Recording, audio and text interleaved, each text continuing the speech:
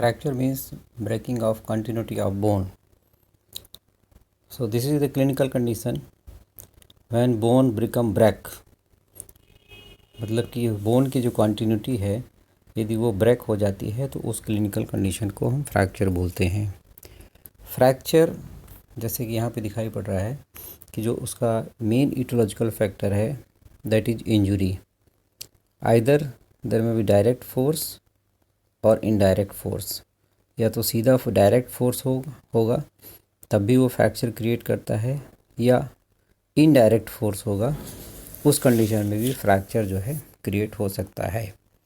यदि हम क्लासिफिकेशन में फ्रैक्चर के चलते हैं तो फ्रैक्चर या तो सिंपल फ्रैक्चर होगा, तो आइदर दे में simple fracture, either they may complicated fracture, either compound fracture, either communicated fracture, either pathological fracture. Simple fracture may be complete, incomplete, green stick और डिप्रेस्ड। अब बात आती है what is simple fracture. Simple fracture हम उस fracture को बोलते हैं जबकि हमारी जो बोन की कंटिन्यूटी है वो यदि ब्रेक हो गई और बाहर की स्किन अफेक्टेड नहीं हुआ है, हड्डी अंदर से ही टूट गया है, लेकिन शर्त यह है कि there is single line of fracture and there is two fragment. Line of fracture एक ही होना चाहिए, तो बोन के फ्रैगमेंट दो होंगे तब हम उसको सिंपल फ्रैक्चर बोलते हैं।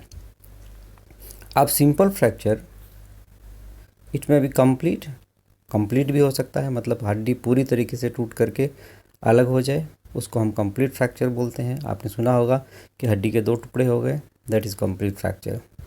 कंप्लीट फ्रैक्चर भी तीन प्रकार से हो सकता है। ये this division is according to the line of fracture.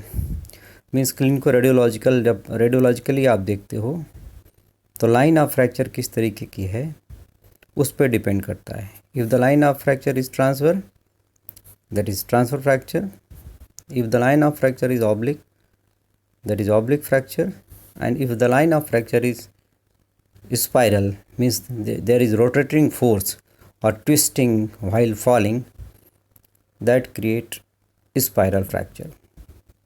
So the first one is the complete fracture. This is the sub classification of simple fracture, and the second one is the incomplete fracture, कि जहाँ पर हड्डी पूरी तरीके से नहीं टूटी है, केवल एक क्रैक मौजूद है, जहाँ लाइन ऑफ फ्रैक्चर एक है, सेगमेंट दो दिखाई पड़ेंगे, क्रैक है, कहते हैं complete fracture, that is complete fracture. तो कंप्लीट फ्रैक्चर की शर्त क्या है कि पूरी तरीके से डिवीज़न हो जाए हड्डी को, और इनकम्प्लीट फ्रैक्चर में पूरी तरीके से डिवीज़न नहीं होगा। Next, green stick fracture. Green stick fracture is the type of simple fracture.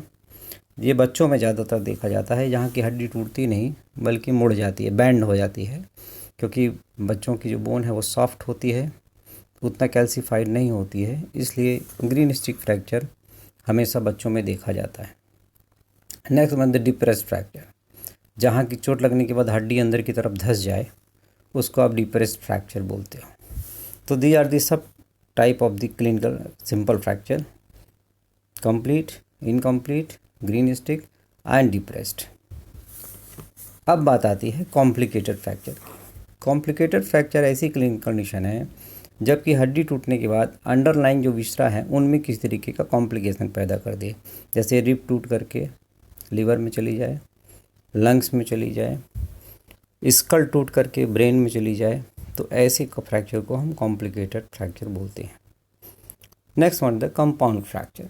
Compound fracture का मतलब होता है कि जब फ्रैक्चर साइड में टूटी हुई हड्डी हो और साथ में एक एक्सटर्नल वुंड भी मौजूद हो, और उस टूटी हुई हड्डी का उस वुंड के साथ कोई ना कोई रिलेशन होगा, तभी हम उसको कंपाउंड फ्रैक्चर बोलते हैं। Means there is wound present at the outside of the fracture site, that is called compound fracture, जिसको ओपन फ्रैक्चर भी बोलते हैं। नेक्स्ट होता है communicated fracture. Communicated fracture means होता है, ये सिंपल फ्रैक्चर जैसा ही होता है कम्युनिकेटेड फ्रैक्चर, लेकिन यहाँ पर सिंपल फ्रैक्चर में आपने देखा था कि लाइन ऑफ फ्रैक्चर एक थी, फ्रेगमेंट दो थे, लेकिन कम्युनिकेटेड फ्रैक्चर में लाइन ऑफ फ्रैक्चर मल्टीपल होगी, इसलिए मल्टीपल फ्रेगमेंट, हड्डी के मल्टीपल टुकड़े होंगे, हम उसको कम्यूटेड फ्रैक्चर बोलते हैं। साथ ही ओवरलाइंग स्किन, जो स्किन की है वो इफेक्टेड नहीं होगी। तो फ्रैक्चर सिंपल फ्रैक्चर जैसा ही होता है, लेकिन सिंपल फ्रैक्चर में लाइन ऑफ फ्रैक्चर एक होता है और कम्यूटेड फ्रैक्चर में लाइन ऑफ फ्रैक्चर मल्टीपल होता है। यहाँ हड्डी के 2 टुकड़े थे, यहाँ हड्डी के कम्यूटेड फ्रैक्चर में मल्टीपल पीसेस हो सकते हैं। नेक्स्ट है पैथोलॉजिकल फ्रैक्चर है, तो आप उसको बोलते हैं, आपने देखा बोन टीबी, हड्डियाँ ब्रेक हो जाती हैं, कमज़ोर हो जाती हैं, ऑस्टियोपोरोटिक चेंजेस हो जाते हैं और हल्का सा झटका भी लगता है तो हड्डी टूट जाती है। तो this is the main classification of fracture. इसके अलावा भी दूसरे तरीके से क्लासिफिकेशन को देखें, क्योंकि क्लिनिकल सब टाइप यही आएंगे। ईटियोलॉजी के आधार पर आप देखें तो देयर इज ट्रॉमेटिक फ्रैक्चर। यदि on the basis of etiology there may be traumatic fracture due to the fall down, road side accident, traffic accident etcetera. यदि पैथोलॉजी के बेस पे आप देखेंगे तो there may B osteoporosis, osteomalacia, osteoarthritis की वजह से भी फ्रैक्चर यदि होता है तो उसको पैथोलॉजिकल फ्रैक्चर आप बोलते हो। कभी कभी on the basis of the relationship with external environment, simple जो भी हमने आपको डिस्कस किया था कि सिंपल है अंदर ही अंदर हड्डी टूट गई है, या ओपन फ्रैक्चर है जहाँ की हड्डी टूट करके बाहर की तरफ भी आ गई है, इसको आप ओपन फ्रैक्चर बोलते हो, जिस फिगर में दिखाई पड़ रहा है। फिर on the basis of pattern यदि आप देखें, इट में भी ट्रांसफ़र, ऑब्लिक स्पाइरल जो हम आपको बता चुके हैं क्लासिफिकेशन, कम्यूटेड मतलब एक से ज़्यादा हड्डी का, सिगमेंटल फ्रैक्चर कोई सिगमेंट खास तौर पे टूटा हो। देखिए स्पाइरल फ्रैक्चर दिख रहा है कि यहाँ पर बोन स्पाइरली टूटी है। फिर नेक्स्ट इसमें देखिए आप कम्यूटेड फ्रैक्चर, एक से ज़्यादा हड्डी एक से ज़्यादा टूटी, दैट इज़ कम्यूटेड फ्रैक्चर। ये देखिए ट्रांसफ़र फ्रैक्चर, जहाँ के ट्रांसफ़र फ्रैक्चर लाइन है। फिर देखिए ऑब्लिक फ्रैक्चर, यहाँ लाइन ऑफ फ्रैक्चर ऑब्लिक है।